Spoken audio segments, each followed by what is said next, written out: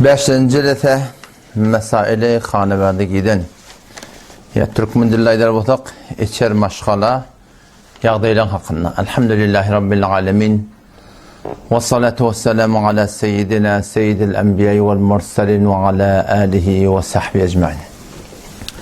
Muhterem Müslüman oğlum, Allah Tebarek ve Teala ihsan etti, fadl etti, kerem etti. Yine bir celese dini inşallah Teala birlikte şeriket etmekle ve olukon yani zindagimizde maksadımız ne olmalı? Allah Teala'nın razılığı olmalı.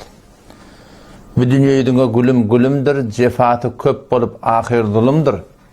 Her neçe yaşatan ahir ölümdür, amanatcan tene mihmandır. Bizden kalacak ölümüzden çürüyüm. İyimizden yamallar, evir. Ol Peygamber'in de hakkında bolandat. Çünkü adamın izinden hem adamda evtin, ol maqam Peygamber'lere netip etmeyaptır. Peygamber'in öl vatınna yamallarlar hem kâmmuttur, evin hem kâmmuttur. Peygamber dünyadan gidiptir. Peygamber dünyadan gidenden sonra da şeyde bir yağdaylar boluptur yani. O zaman bizim qaragayım ne olmalı? Ahiretimiz olmalı. Eksen ororsun diğerleri. Allah Teala Kur'an'da ne diyor? Men kâne yuridu harsad dünya. Her kim şu yaşayışından, şu bolup verişinden maksadı dünya olsa deyiptir. Nu'tihi minha. Allah itlesek diye ona verir deyiptir. İstesek verecek. Dünyanın Hudayi Teala hem isteyeni verip betanak. Ama yok. Ve men kâne yuridu harsal ahire. Allah Tebarek ve Teala her kim o dünyanın istese deyiptir.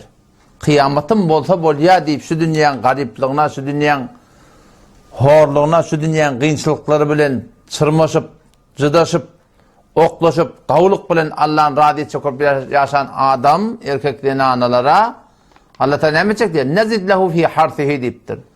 Onun keşte ahiretini, ikrançılık kıyametini deyiptir, arttıracak deyiptir yani. O zaman şu daydı Müslüman oğlum, şu dünyaya gelmekten maksadın ödü şu. Şu dünya Allah Tebarek ve Teala oğlunuzun oyunu değil şey. Bir de yani erkem neçim ne oldu yokmuştuk. Yine neçeyle bir diyene yok olacak. Hiçbir şey yok sana. O zaman ebedi bir yaşayış var orada. Efe hasibtum ennemâ halaknâkum abetâ diye Allah Teala. Siz gümen ettiğiniz bizi bihudiyerden mukadip diye. Ve ennekum ileynâ la turcaun. Bir de uğur getirmez diye gümen olmamsın deyip Hudayi Teala. Bir de hetmin, çebeka, çeneka, çeisleme her neminde olsa bir de hetmin neminde çıkıyor. Bir de uğur eltecek Müslüman'da. Ahirin ayı Kur'an bir rivayete var ki ondan sonra Kur'an iyi mi yaptır diye da. Diyor Kur'an tamam oldu. Ondan sonra Kur'an iyi mi yaptır? 23 yıl iniptir Allah Teala namada ediptir, aradana ediptir. Başta imana ediptir, tevhide ediptir. Peygamber'e olarak bulmaka ediptir. İn hemen ayrılıptır Kur'an'ın Allah Teala'nın tarafından. Ama ahirki Kur'an'ın Allah Teala'nın aydın gibi ne oldur? وَاتَّقُوا يَوْمًا تُرْجَعُونَ ف۪يهِ اِلَى اللّٰهِ. Ol bir günün korkun ki Allah'a karşı uğrup elsinlersiniz diye. Bir dakikate gidecek geldi bu dünyada şeyden. Bir dakikate hitap da yok, bir dakikate kitap da yok. Ama yok. وَاتَّقُوا يَوْمًا ol bir günün korkun diye Allah Teala. Ki تُرْجَعُونَ ف۪يهِ اِلَى اللّٰهِ. Allah'a karşı uğrup elsinecek deyiptir biliyor musun? O zaman ne yapacak? ثُمَّ تُوَفَّى كُلُّ نَفْسٍ مَا كَسَبَتْ. Ne mi edem olsak? Sokaktan günahdan sonra her gayetinin sezası, cedası ne olacak? Böyle Müslüman'da olacak. O zaman kara gaygımız o dünya olmalı. Beşülük dünya olsa, hoşlukta olsa, kıyınçılıkta olsa, şuna milliçilikte olsa, şuna haydi bir yağdayda olsa, bir geçip barayan dünyada ne? Geçip barayan dünya. Şu an bizden 45'si geçiptir, geçenin bir lehze alakta, bir lehze alakta. Gelecekte ne kadar var? Allah Teala'nın vadı kabul diye. Hiç kim bilenek. Yani şu aralıkta bizim maksadımız eğer Allah Teala'nın razılığı olsa, niyetimiz doğru olup Allah razı olsun, zahmet çektik inşallah. Şunun bereketine hem dünyamız hem ahiretimiz abartılır. Hop. Şimdi baraydı içer maşgala yağdayın hakkında. Eğer hele olup bir yaşamaklık bir Türkmenle burada öğlenmek diye de öğlenmek, öy tutunmak diye ayttığı da. O zaman şu suratında bir öğlenip de eğer hele olup yaşamaklık eğer şu yaşayışta bir ağdıbırlık bolsa bir tefahüm diye yani bir Türkmençe çok koyan. Birbirinin keyfini düşünmeklik bolsa, birbirinin gevini karap, keplep, oturup turmaklık bolsa, birbirinin gevini görüp de sonra gezmeklik bolsa, onu o yaşayış bir beter bir arsa yaşayış oluyor. Yani vadahim adam çından yani gönündürüyor anlat yani. Ama yok, eğer yaşayışta acılık bolsa, ağdıbırlık bolmasa, yürek yetiklik bolmasa, acılık bolsa, birbirinin erhenin anne kurun ha, gevine degmek bolsa, birbirine anam olmasa, etimat bolmasa, o Türkmenle ne mi diyebiliyen Türkmenle? Yalan, yaman heleydin azdarha kasıptır diye Türkmenle. Yaman heleydin azdarha kasıptır. O yaman erkekten kim kaçıyor? Yaman erkekten heley kaçıyor yani. Yaman heley olsa, Türkmen kadimden ödünden bir düzgün bir kep naklet çıkarıptır da, yaman heleyden azdarha kasıptır diye. O yaman erkekten ne mi? Heley kaçıyor. Birbirini cıdaşanak, ya olmana edetbeliye, ya boğuna edetbeliye. O hamstada yaşayış deyken bir acılık oluyor yani. O zaman yaşayışı eğer heleylikte ödenanan bilen, adamin bilen, bir kavuluk bilen, tüycülük bilen, mehabbet bilen bir geçirecek bolsak, hastan has bir zada beter ehemmiyet vermek gerek. O da ne mi? Ahlaklı olmaklık, güler yüz olmaklık, tüycüdül olmaklık. Erkek adamda denasının keplerini, ve denan da erkeğinin keplerini tüycüdül keplesin. Zeyrenip keplemesin. Burada açacak buraya, burada diyecek buraya, diyeni bolman udanı şu tada, ay bu da ne şeyle bolluyor. Oten şunu kavuluk bilen, tüycülük bilen keplemeli. Hayiş ettiyen yerlatı keplemeklik, iltimas edip keplemeklik, mihriban bol keplemeklik, şüpörün bohu da, men şeyle bolanını kavulayan, zeyrenip keplemeklik, zingirde keplemeklik, hasa, helelin tarafından mı olsa, o erkekten ağzından yağdak geliptir, iştak geliptir, işin iyisinden vurşuk geliptir, algısı ölmen geliptir, belgisi bitmeyen geliptir, o zaman ağırdan gelirken katın varım, bu da bir yerde evinden çıkandan sonra güler yüz olup çıkmasa, sağaman geliyem deyip çıkmasa, turandan değerini vurursa, onu idin emek var ya, idi ola koman bir ağla batılığa var ya biliyorum. O zaman şu daydan, Peygamber Kuday sallallahu mübarek hadislerine geliyor, Peygamber Kuday sallallahu aleyhi ve sellem hayrukum li ehlihi deyiptir. Sizin inki behterininiz, kaviyiniz, kav ahlaklıyınız kim deyiptir? Öz hanıvadatına, öz denanatına, öz kıydına, öz enesine, öz atasına, öz eçer maşgalatına, öz hanıvadatına kavuluk etiyen deyiptir. Şu sizin ağır baş kaviyiniz o deyiptir. O ne mi deyiptir? Adam daşarda bolanına sen bir ilarasına avrayınız deyip de sen bedaklak da ganimat boluyor da belli. Ama içeri yağda sen öde, içeri yağdayın ödün ki, sen pıtarı sen kaharlanın, sen kaharlan deyip de kolturan adam yok. Kıyıranda kıyıracak deyip de duran adam yok da. Sen şu yağdaylarda, sen içeride sen kavv olmaklığın gerekli yani. Hem denan taraftan ve hasan hatı erkekten tarafından. Peygamber ayetine kefine deyin, hayrukum li ehlihi, sizin en ağır baş kaviyiniz, öd hanıvadatına, denan oğlun şoğuna kavi, ve ene hayrukum li ehlihi. Ve Peygamber ayettir, men sizin hemmecengden beter, öd hanıvadamı kavi deyiptir. O bir hadise geliyor, ekmelul imane imanen, ekmelul mu'minine imanen. İmanlı adamla ağır baş, kamil imanlı kim deyiptir? Yani bir adamın imanının kamillığını bilecek olsan, ne yaparım bilecek? Peygamber ayettir, ahsanuhum hulukan deyiptir. Şu ağır baş şun, öd hanıvadasına hoş ahlaklı deyiptir. Yani hayti bir adam öd denanatı bilen, öd kıydı bilen, öd içeri yağdayları bilen, hoş ahlak olsa, hoş mulayim olsa, Peygamber Aleyhisselam ne mi diyor? Ekmelul mu'minine imanen. İman yüzünden şol imanlı adam, şol ahlaklı adam, ağır baş imanı kamil deyiptir. O zaman deyiptir, ve hayrukum, yine yan kaydan kurunu, hayrukum lehli. Sizin behterininiz, ağır baş kavuyunuz kim? Öd içer yağday maşgalatına kavu olsa deyiptir. O zaman şu daydan Türkmen dilin kadim ödür aydan kurunu var, ne mi diye? Tüycü dil yılanı hiyinden çıkarar deyiptir. Yaman söz ya, yaman kep, Müslümanı dinden çıkarar deyiptir. İşte bu şahsı kefi. Tüycü dil Müslümanı, tüycü dil yılanı hiyinden çıkarar.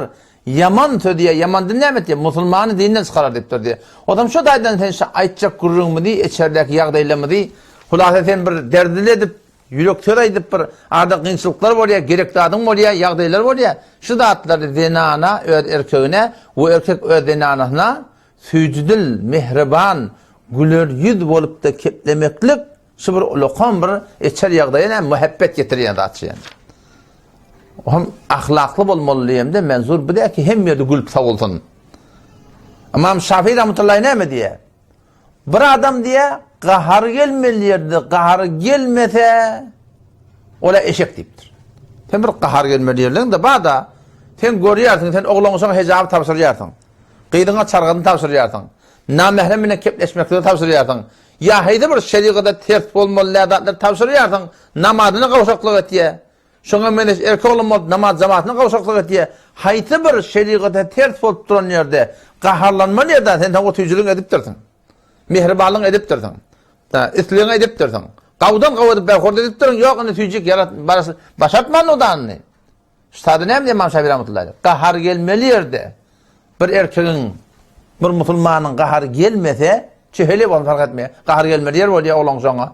Kahar gelmeli yerde bir adamın kahar gelmese ola eşek deyiptir. Yani düşünün ha. Eşek deyiptir sonra. Düşünmeyen adam. Bilen hafta şeriatın aytyanına ter tuttu. Ödeyeni öde yumuşaktır ya. O bir deyiptir. Bağışla deyip gelenine bir adam bağışlamasa deyiptir. Ola adam şeytan deyiptir. Yani, İmam Şafii rahmetullahi.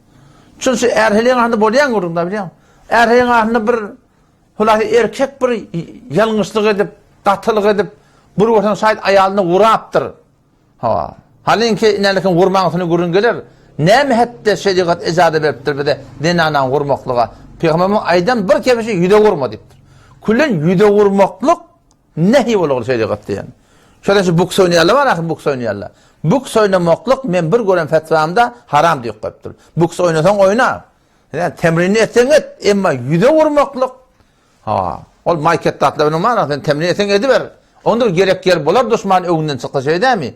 Ama Müslümanın, insanın, diğer insanın yüzüne vurmaklık, buks tertipte olsun, erhelilikte olsun, oğlum olsun, kıydım olsun, hiç ondan doğru değil yani. O vurmaklığın hatta ne oluyor zayına gelir yani gurrumu. O zaman şu kaydan o da, vakti ki arada bir gurrum oldur, bir narahatip oldur da anlayayım. Dinanan gelip sana bağışla deyiptu, nefsin bağlaptu, şeytanı terk ediptu, ödün harlaptu, ödün küçeldiptu. Hemen burada edadan bağışla deyip gelenine bağışlamadan, İmam Şafii rahmetullahi ne mi deyiptir? Şol adam şeytan şu deyiptir. Şol ne mi deyip?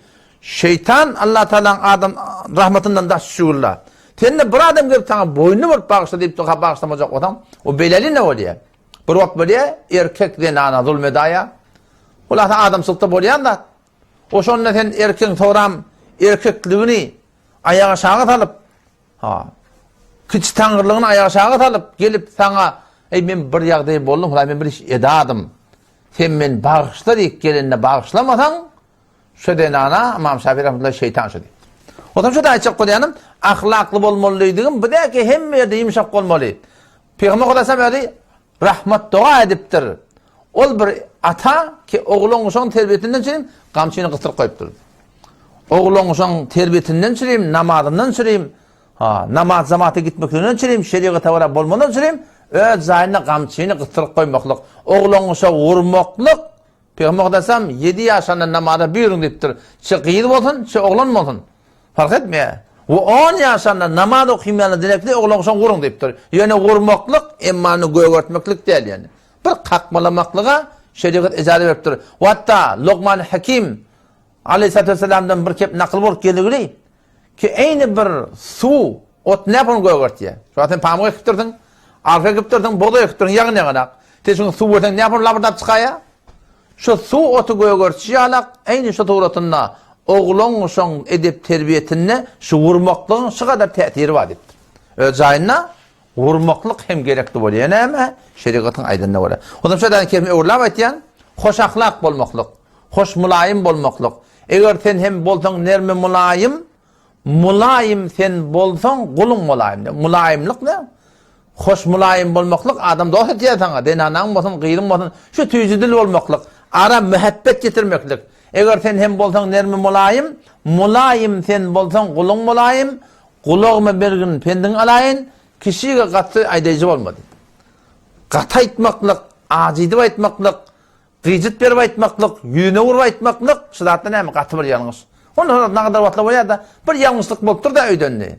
Şonu otam zor yüzüne vurup durmaklık, dol gıcıt berip durmaklık, şıladamda ama şu ahlak hiç vati erkeğin ahlakı değil yani. Denana ki dursun erkeğin ahlakı desin yani. Otam şu daydan yani gerekli bir etçer yağdaylamada mehabbetli olmaklık, başardığımda var tüycü olmaklık, mehriban olmaklık. Bu bir gurun. Şimdi nihayetten hop ara gurun düşmeye ne de anlayın? Ara gurun düşüye, kep düşüye, kıyınçılıkla dörüye, oңşulmaya, yine vurdat ediliye, şu tayda ne etmedi? Şu tayda şeriat Huday Teala Celle Celaluhu Peygamber Aleyhisselam yol koyuptur. Yol ne mi? İki nefer davalaşıptı.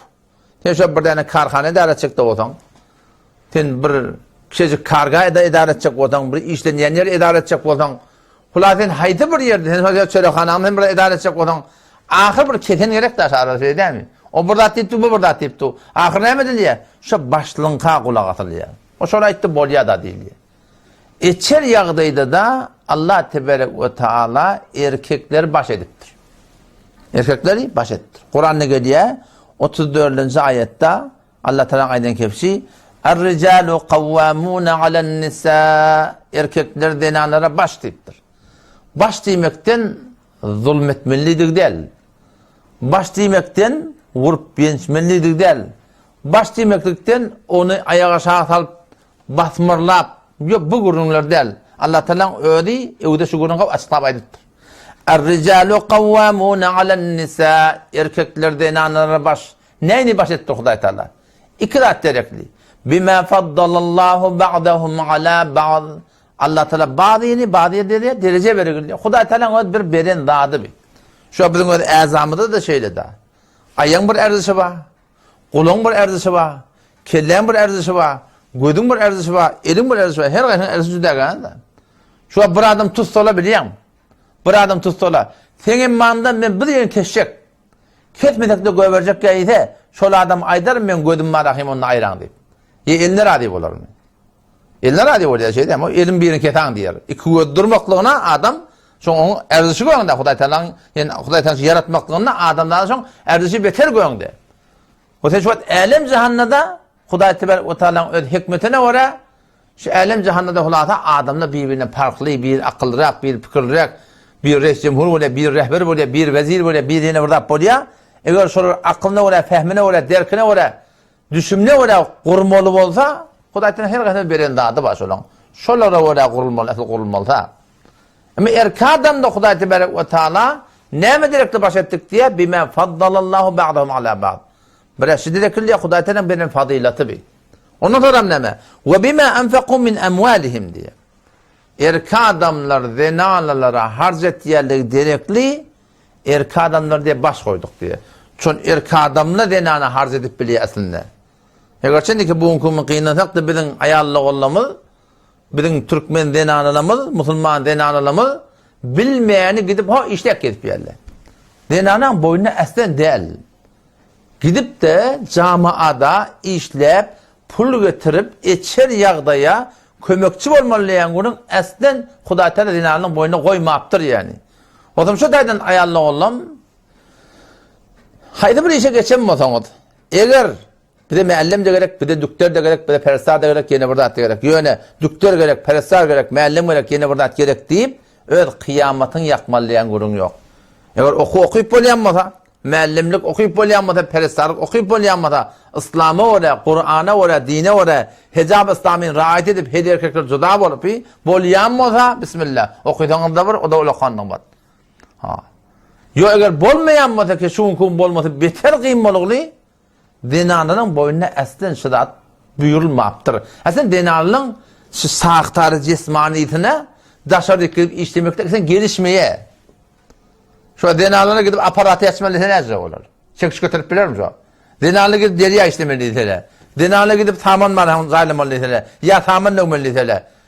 Şidatlı denanın ölçü düdüğünü bilen zuhur diye biliyor. Huday Teala başıma mı yarattır da?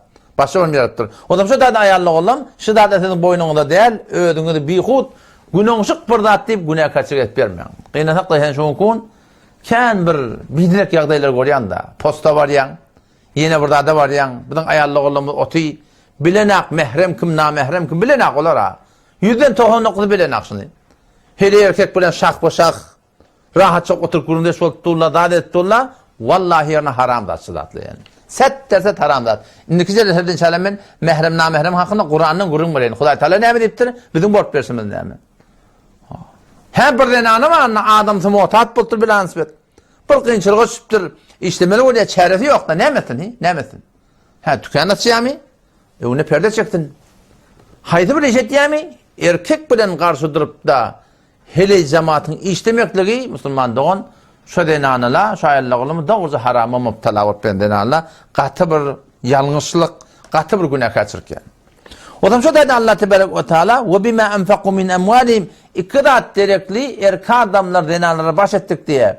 Bir ne mi direkli? Allah Teala'nın özberen fadileti, özberen derecesi. Ve ikilazlarla erkek adamların denanalarına harc ettiği direklidir Müslümanlığın. Ama manatı var erkek adamları denanalara baş ettik diye yani o denanalara zulüm etmeliyen gurun yok. İnelekem 228. ayette Allah Tebarek ve Teala saf sadaydıktır. وَلَهُنَّ مِثْلُ الَّذ۪ي عَلَيْهِنَّ بِالْمَعْرُوفِ diye Allah Teala. Aynı denanaların boyuna ne mi vazife olsa erkek adam hakkında riayet etmeli, aynen şu suretinde erkeklerin de boynuna ulukan borç var diye Allah Teala denanaların hakkında riayet etmeli. Bu da kadar başvurlu deyip yok. O başlatmaklık, o bir sürü hikmetler gerekli, bir sürü hususiyet gerekli. Eğer Arap şeriatı gerek kaldı hemşinanı ki denana şu kıçı tanrıdaktır Türkmenler biliyor musun? Adamına.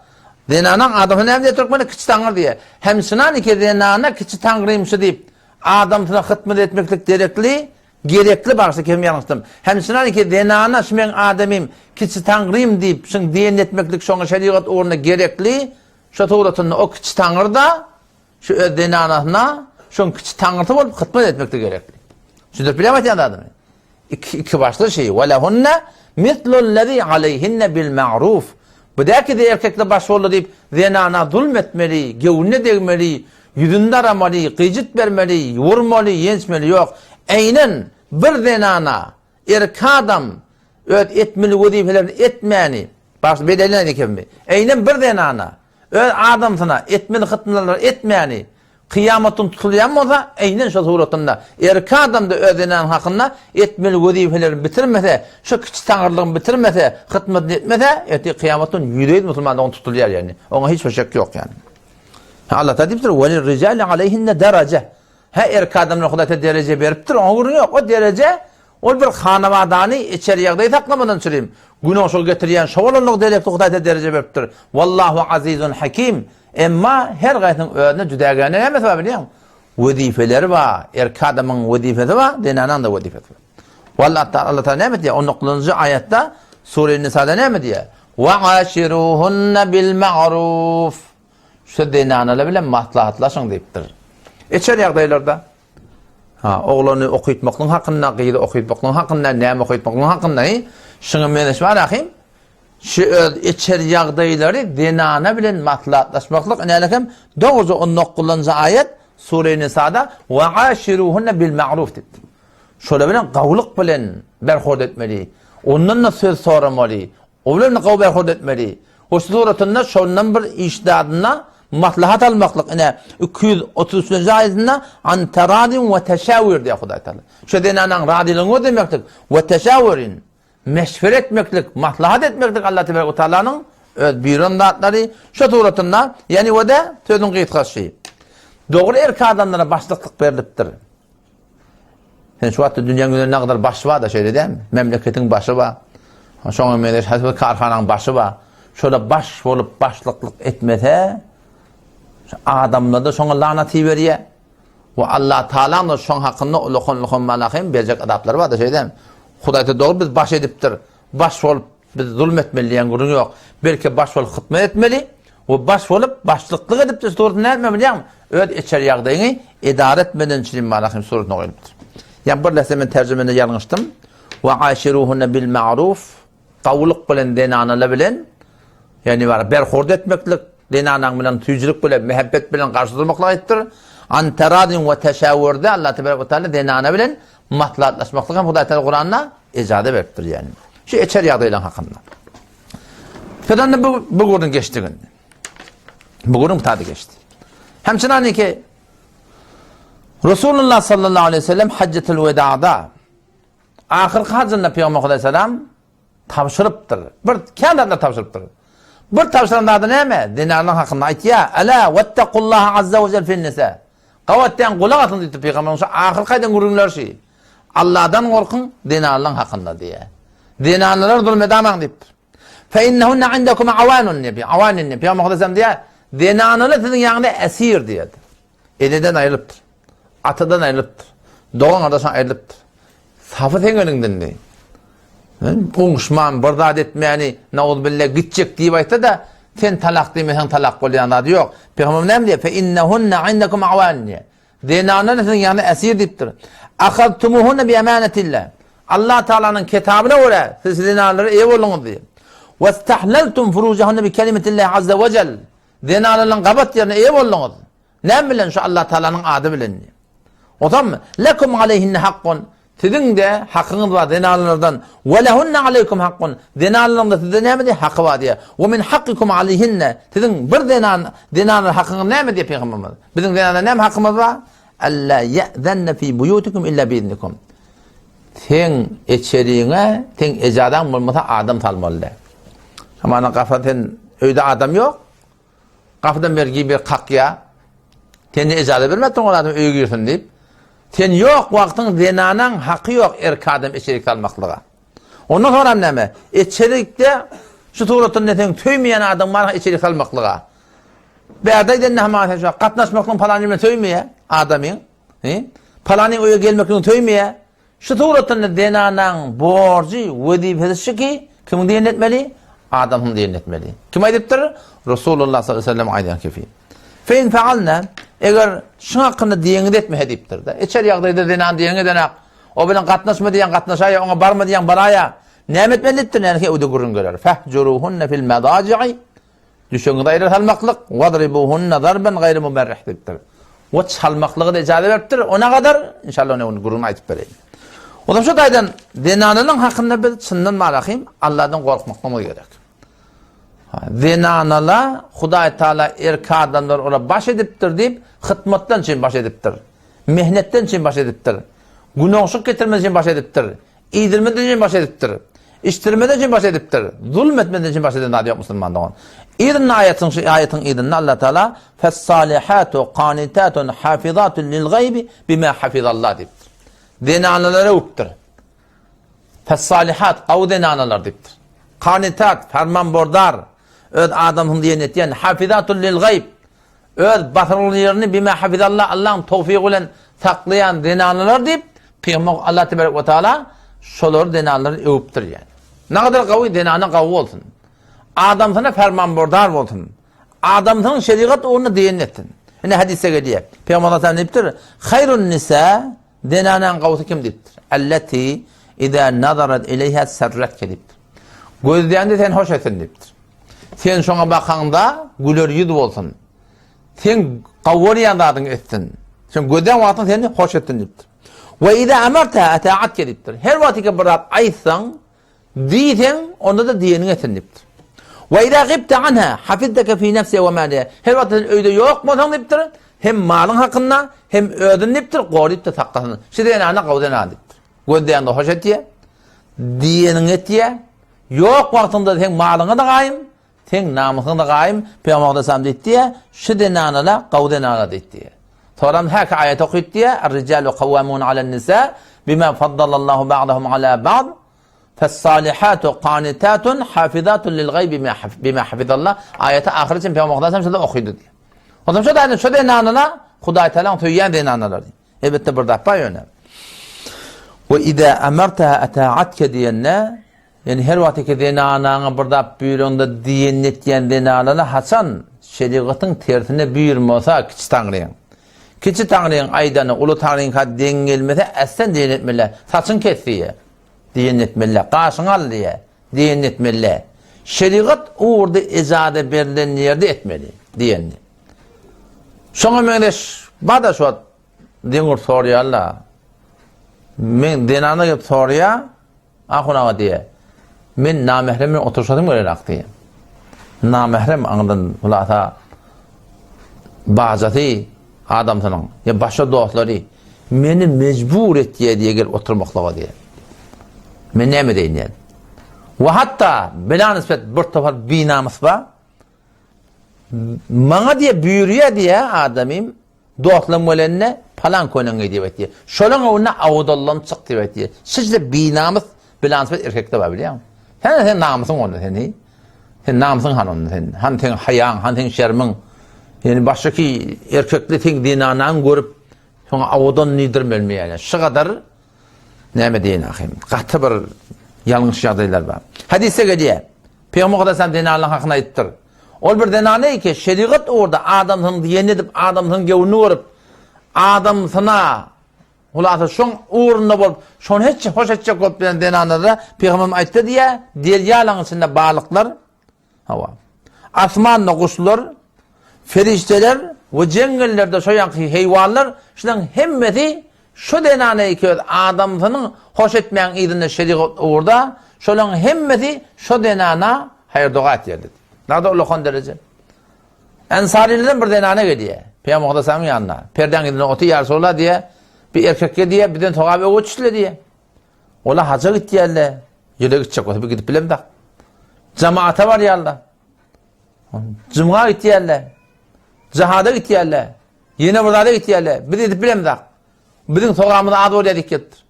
Peýgamber sallallahu diýdi, şu denanaň sorağından gawrak sorağın şu açın gördüm onu ya Resulullah bilasın kellemini de gelen aktip sahabeler. Kellemini de gelen aktip bir hele gelipler de sorar dedi. Peygamber sallallahu aýtdy diye. Kavvatta kulak atdı diye. O innek dinaları da ateş kebide yetirdi diye. Ki eger siz şeriat orada içer ýagdaýda oglan uşak taklamaklıkta yerde içerde geyerde yatarda hemme dağıtlarda şeriat orada sen adamın hizmetinde bolsaň adamın näme togap gadansa taňa barabar beriljek diýipdir bilýän. Ýarty beriljek diýip aýdylan adamyň ýadynda ýok. Barabar beriljek diýipdir. Öz togaby o tadan nagda togap gadandyr barabar beriljek diýipdir. Nagda olaqamyr olja bilýän. Adam şu taýdan denanalar da Hudaý Teala öýde oturman edipdir. Olaňa işten beter aňtaýa etdirler. Ýeri biziň boýumyzda, içeri biziň boýumyzda, geýeri biziň boýnumyzda, mineri biziň boýnumyzda, öýü de biziň boýumyzda. Bir han ýa sultan ýa da bilýän han ýa sultan ýa. Yatan ýok diýim ýok yatan adam diýin, heleli yatan ýerinden ýaşaýar edämi? Gidip işlene ýok ola, bir işe getir yatan näme? Şunu olagan padşalyk barmy? Men beşede kişiň gadrymyz heda şey edämi?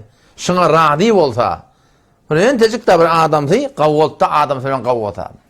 Öne bir dappa ýene, telekadym da bada ýene, telekadym da ba Hudaý hakykatyn. Şu dogratynda. Hop. Bulenni gawden alalan urun boldy. Allah tebarek we taala 34-nji aýatda şu aýatyň idneti wallati uldenalary ki taqafuna nushuzahunna şolaň nafermanynyň gorkýaňyz diýer. Bir denala ba, diýeniňe denagyny. Aýdanyňa denagyny. Gyýyk-çyk talýa. Ala basgy hem taýla bilen gabat eşdirýär. Näme etmezler? Nagdar da bada şu var. Adamsy gawy, belansy barsaň. Adamsy gawy, dinany gawdy. Nagdar da bolýar belansy dinany gawy, adamsy gawdy. Şunýaly oňşulmaýan ýerlerde näme etmeli? Dinany diýeniň etmese, inelekem Allah Teala'nın Kur'an aýtdyny şi, fa'idhuhunna. Aýdyp diýin diýipdir. Nesihat ber. Ödün aýdypdy. Kimin kepine düşünýänmese oňa aýtdyryp diýdir. Dile warak denanan ýanyna eldi. Dile warak hanawada eldi. Öwünden gurrun et. Men denanam şu mesele muşkili bar men bilen. Oň denany bilen gurrun etsin. Tüýjülük bilen aýtdylar, diýdiler. Bir kemalla düşünäsin. Aqum bolan gurruny gulak atdyr. Din diýanatdan aýt. Fa'idhuhunna. Denanan diýeniň etmese, näme etmeli? Aýdyp diýmekdi gerek. Bir merheleşi. Bu bilen bolmasa näme? Bu bilen bolmasa fa'iduhunna ondan wahjuruhunna fil madaji diýär Allah Taala. Düşüklerini aýratalım diýipdir. Denanan diýeniňe denak, hijab diýen edenak, perde diýen edenak, namehrem diýen edenak, şoňa menes baştaki şeriat uğurda diyenin edenak Allah Teala diye vehzuruhunne fil medaci. Düşöngüde ayratalım deyiptir. Otan ayretmeliler. Başka otakta gidip gelme hakkında yok. Düşöngü ayratatmalı. Anırdadır. Yüdügödünden bidar, men diyen metmeten, men netenden bidar deyip şu tuğratın nedeni anadan düşöngü ayratalmaklık gerek. Böyle bolmahan näme? Onu Hudaý Taala vadribuhun çalmaklığa icazet beripdir den alan. Çalmaklık ne yaparım? Emmanı göğörtmeklik hakkın yok. Ve belki hadise göre Peygamber Hudaýsam diye hergiz qawa adamlar hiç vaqtda denalaryny vurmaýarlar diye. Qawa adamlar denalaryny hiç vaqtda vurmaýarlar deyipdir. Başdaki yollardan edip terbiyete istifade etmektir. Ama bir vaqtda diyenin etmeyeni bir kakmalama bir zat bolsa emmanı vurup göğördülse Hudaý Taalaň yüzüne vurulsa başka bir edip şu tuğratında varahim yense erti kıyametin on hakkında denanı bağışlamada tutulacağına hiçbir şey yok Müslüman doğan. Ecadı yok denanaları şu tuğratında vurmaklık. Bir yöne Hudaý Taala aytmaklık, bir yöne bir kakmalamaklık. Şu tuğratına ecadı veriyordu. O zaman eğer suratında bolsa ona iş kıynalıyor da bir mıda biliyor musun? Aydıp diyen, kulak atanak, düşen gayret alayan, kulak atanak. Mene ol mucerret kan burada fikir ederdim. Bila nispet, mene bu gurunları Hudaý bilen Peygamber'e oraya olacak bir denanlara veriyana. Bila nispet bir teri denanalı var, kullin erkeklerini iyi oluptırlar. Ol erkekte bila nispet heliden gayra. Evünden var ya, oğlunla, izinle, erken eline, onda gibine gerşinle kiyip, bağdır terk etmeyeli. Ben gen alardım, şu denanı öde şıcağarsın. Emmanın çimtleten min öküdaten yarası şeyle, 7 günle göğört duruyor. Kuvvet bedeninde birden zayıf şey. Şu ne yaparım erkeğe büyürmeli ayşi? Ben şunu gen alardım dedim. Nece büyür amalşı deyip biliyor musun? Denanalan, kavatten kulak atan. Eşare bina edeyin, ben açacağım da adım alartan. Denanalan erkeği elalayan yere hatta bir yerde. Şu ta sürüşünecek yer, şu ta da gayim durmalı. Hudaý Taala aydınma da o da, diyen etmese aydıp deyiptir, düşen gayret hal deyiptir, çal deyiptir. Şu düşen gayret halliyle ne? Şol uğurda avval bir hüvayatın olsa 99 nefs şeytan şu da arat alıyor ödünü. Sen de şu da var ahim duru bilmeyen barsan yine nokta illin. Ondan sonra iyi duayla gelip bir şu. Şu da kaim durmalı. Çünkü bildin mi? Şu taati sürüşecek yer. Köpleç erkekle şu da ayak tayı. Sen şu da bir yokuşlukta da görüp durdun. Şeriat taydan, din taydan dinanan qaharlanıp durdun. Diyenin etmeyaptır. Hava, sen düşen gayret aldın hava, sen şu tada qaim durmaklık. Zulm etmeklik maksat değil. Bağışladı ikkelin bağışlamalı. Belik ağdı mı bağışlamalı? Hiç kepte yok kurun diyor. Öngü yok ki acık etmeli. Emma elver şu tada, erk adam duru bilmeyeni ödü barata, ne mi olur? Nahaka, boyunu koydu da. Om nokta iyiliğe, ondan iyi bayına gitmiyor. Öyle öden gitti ya, sen iyiden gitmeli. Oğlan da tengelinde kipte on gersin ne? Tam ta şey bir zillet beni yaşamalılar. Ştat ne haber olmalı, ştat hever sürüşenecek yer. Hop, indiğin gelip aydıp deydin, düzelmedi. Düşen gayret aldın, düzelmedi. Çalmaladın yine düzelmedi. İndi ne etmeli? Eğer haydi birini düzelte, fe in eta'nekum Allah Teala eğer diyen etse, fe la tebu aleyhinne sebile. İyidin tutup durman deyiptir. Tökedin kurun deyiptir da Hudaý Taala. Bunlar da arada kep kurun oluyor, aydan da pend alıptır. Bir idirdeden de pend alıptır, netiqat alıptır şey değil mi? Ondan sonra kurun töketmek gerek. En rahat yok kalacak etmeli. Ama yok, bu bilerini tökenmedi. Aydıp deydin tökenmedi. Düşen gayret aldın tökenmedi. Oşa tuğratında çalmanap da vardın, düşün tökenmedi. Kurun tökenenak, iyiydi, boluptu. Nemet min Allah Teala ve in khiftum shiqaqa beynihima feb'athu hakaman min ahlihi ve hakaman min ahliha diptir. Erkek taraftan, heley taraftan, iki taraftan adam varmalı. Yani er heleyin yanına. Oturuşturmalı, gurrun etmeli. Hudaý Tebarek ve Teala ştada iyi yuride islaha yuvaffiqillahu beynehuma diptir. Eğer iki tane hakem bulup barayan adam iki taraftan ara düşüp barayan adamның niyeti oňuşturmak bolsa Allah tawfik berjek diýipdir. Odam şu taýdan berden bir baranna mümkin bolsa oňuşturmaklyk barahim şu beter ýüregi şon düýüp barmaly. Şu niyetine göre Allah tebaraka inşallah feysel edecek. Ama nağdarlar oňuşturup boýanak. Nağdarlar oňuşturup boýmaýar. Hudaý hakykatyn bir silimin qızabat etdiýän erheýleň arasynda aslen hiç sat yok ha. Yok özüm öldürecek diýipdi da hele. Meni özüm öldürer niye? Men başarmayan hiç satı yok ha. En teşkil zatdan sürüm marahim. Şu tuğratında yürek olu kan denanlı da bak Hudaý taqqan gıyna taqqan. Hemçinan ki kän zulmet diýen erkekden bolşýarlyk yani. Onun şu tuğratında eger bu bölende bolmaha näme onda? Aratallyň adetdiň kep bolly, gurun bolly, ýene de oňşulanak, kepin gurun tökenenak, şol narahaty Hudaý tebaraka we taalaň Qur'anyna, ol ahirki Qur'anyň ahirragynda Sure Talak geldi bilýärmi? Sure Talak geldi. Soňky goýulan ýol şu.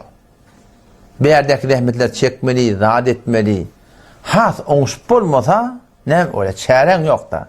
Biz endi gidenzendigi bolmaýar. Ýani wagt taza eden wada dinanaň gewünü görjek diýip din depelemeliýän gurun ýok. Dinanaň talak yine burada adından çekilip şeriat depelemeliýän gurun ýok.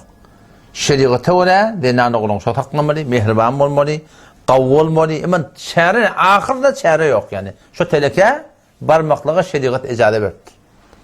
Hazret İbrahim Aleyhisselam hakkında gurun gelýär, destan gelýär. Hazret İbrahim Aleyhisselam vakti Bibi Hacer bilen Hazreti İsmail şurada goýup gaýtýar. Bir wagtdan soňra bir neçe yıl soňra ki Hazret İsmail Aleyhisselam öýlenipdir, zat edipdir. Otam şonu görmeyene var ya.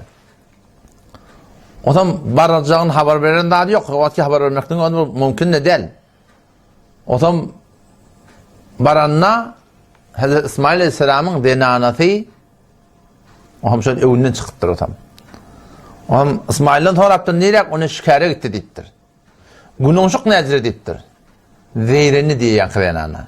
Ay beyle, ay şeyle, ay falan. Hazret İbrahim Aleyhisselam dedi ya şeyle ne gelse şeyle bir yaşlı geldi. Sana salam getirdi. Ve aytti deden şu yaşlı dedim ne aytti kafin işini evde etti diye sonra. Denana tapşırıptır da. Hazret İbrahim Aleyhisselam çıkıp gitti adam. Adam sonra Hazret İsmail Aleyhisselam şikarinden geliptir böyle şeyden haber soruyor. Ne haber var? Ha bir yaşlı geldi. Ne mi dedi? Ona şey dedi. Ha deyiptir onu. Ondan sonra teni göğe verdiği vaitler şunu deyiptir. Ten heleylige men derdime degmeyen deyip şunu şu tada şunu talak veriptir diye soran. Sonra yine bir vaat geldi Hazret İbrahim Aleyhisselam. Yine şu gelende yokmuştuk oğlu. Denanatı önüne çıkıyor. Neyme haber böyle şeyle. Onunla neyme onu yok günahşık elle neyme elhamdülillah Hudaýa köp şükür kavu şeyle mava. Onunla ilerlekim geldi.